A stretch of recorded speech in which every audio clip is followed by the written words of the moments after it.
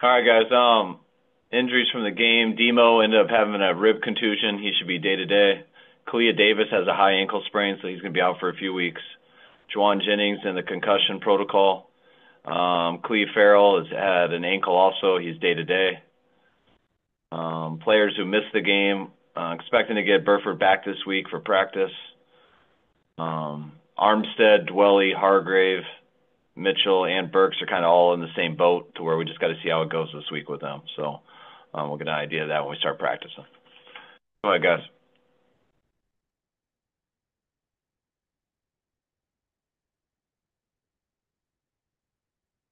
Hey, Kyle, I had a question on Debo's first touchdown on the opening drive. Was that a play that you waited until Friday to put in the red zone package? And when you're formulating these game plans, how often do they change during the week? We always install our red zone on Friday, so we always do that with that stuff. I mean, we do it as a coaching staff on Thursday night, and then we teach it to the players Friday morning. Then we go out and practice it for Friday's practice. You try to put in a lot of stuff on Wednesdays, just the base game plan, and then you do the third downs and short yardages on Thursdays, and then you do red zone on Friday. And so you kind of have everything put in over 3 days, and there's times where something will come up or we'll see something different on a Saturday, which is very rare, but sometimes it does, where we'll have to tweak some things. But usually the changes come in the games when we see some things we weren't anticipating. Now that you've had a chance to look at the film, what did you think about what issues there were with the run defense, and how much did the missing Armstead and Jauan hurt? I definitely think it hurt. I think all the factors went into it. One, having those guys out. Two, the amount of plays they got, especially there in the first half. Losing Kalia during the game, which really got those guys tired out towards the end. Especially when they stayed on the field on a couple third downs, especially those last couple drives. I thought the biggest thing was the missed tackles. They bounced off a couple, and then mainly just our tracking angles on a number of plays. Just running to the ball. We over pursued a couple things and opened up the cutback, which gave them some big ones. It's usually when you give up that yard, you're expecting a lot of schematic busts and stuff, especially with a running quarterback. So I thought that didn't hurt us as bad as you'd expect. But we got to clean up all those tackles and got to try to get our depth back too. Is there any residual effect of the stinger on Brock Purdy today? Not that I heard. He felt good last night, and they didn't give me any information today that they're concerned about. So I'm assuming it's your typical stinger, and the fact that he was able to get through the game was a pretty good sign. Were the players off today and tomorrow? No, tomorrow we'll treat as a Monday. So tomorrow will be our true day after a game procedure. Today, guys just came in with the injury stuff, so the doctors could see them, and they're on their own today.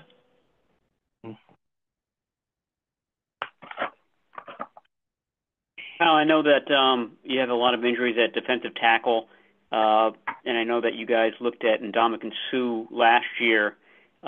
Any discussion about him this year? Not yet. I'm not ruling out anything.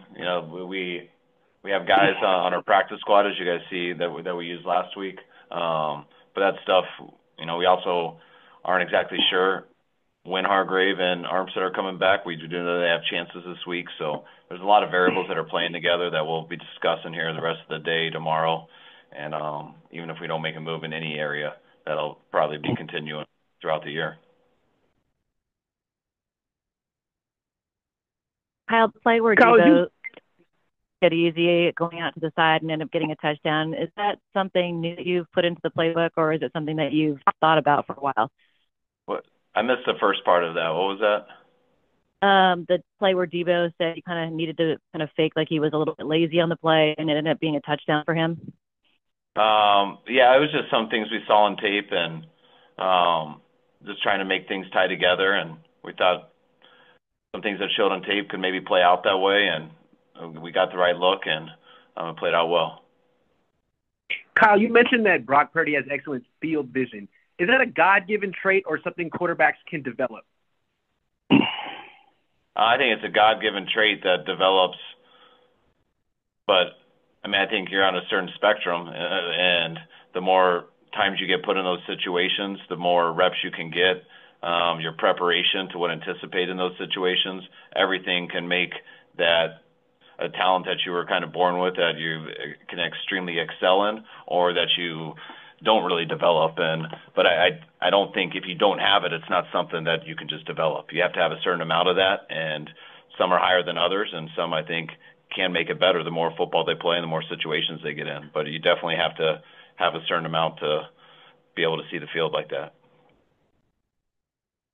Kyle, as you look back on this sort of self-sustaining culture you guys have put together since you and John arrived, you look back at it, how big were the pulls of Kittle in 17 and Warner in 18 out of the draft to that?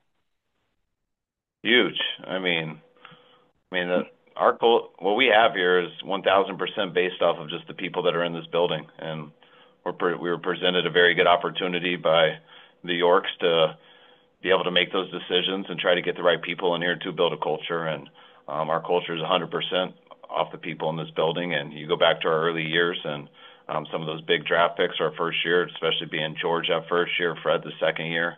I want to say we got Debo in here the third year. But even guys like Ross Dwelly, guys like, bringing in Juice, Dre Greenlaw. I mean, there's so many guys who have been the type of character that we look for. And when you do hit on those guys and you get those guys here, it's really cool for younger guys to come in and see kind of how things are done. And you don't have to talk as much as we used to when we got here, because they watch guys like that do it the right way, and they try to emulate them because they know how successful they've been on the field. When you were watching Christian McCaffrey backpedal for it seemed like 10 yards, what were your emotions watching that play? I was so stressed because we knew we had the look, and it was something we knew would take a long time to develop, but we felt if we could hold on, it would be there. And then we knew Christian got to the spot, but we didn't think we were going to be able to hold on. And then Brock did a hell of a job buying some time so he could get away from the internal pressure. And then right when he threw it, I was like, all right, perfect. We pulled it off, but you could tell Christian didn't pick up the ball right away. And so the whole time it was in the air, it just looked like he was going to stumble or was going to go over him. But then when he caught it, we knew we were all right because we knew he was alone. And it was a cool deal, and I was pumped they were able to pull it off. Well, you guys you've only faced the Ravens once as being the Niners coach. Are you kind of expecting though the same style of a run-oriented offense, a really talented quarterback, and a fierce pass rush? Yes. I mean, just the way they run their organization with John and, the group of coaches they have there, the style that they play to, you always know what you're going to get from their team. We haven't played them in a little bit, but I know that hasn't changed. You always see them on tape. You always see their numbers, and they still have the same quarterback who will always be as big of an issue as there is. So, you know what? And I know it's a number of years later, and there's a bunch of different guys out there, but the style is going to be, to me, extremely similar. Kyle, how has Lamar Jackson developed as a passer? I mean, I haven't studied him yet. We just finished this stuff, and when I'm done with you guys, I get going on that. But so I can't say exactly. But when I just watch him on crossover tape and stuff like that, I mean, everyone knows how elite of a runner he is. But the way he can throw, he's always been such a good thrower. But what I see is, I think he sees the field well. He's got a good way of finding the holes in the defense, whether he's scrambling it off schedule or it's in the pocket and rhythm. He just got to decide whether he wants to kill you with his arm or his legs, and both of them are a very good option for him. That's why he is such a challenge. Guys good? All right, see you on Thursday. All right, guys. Thank you. See you Thursday. Thanks. Thank you. Yep.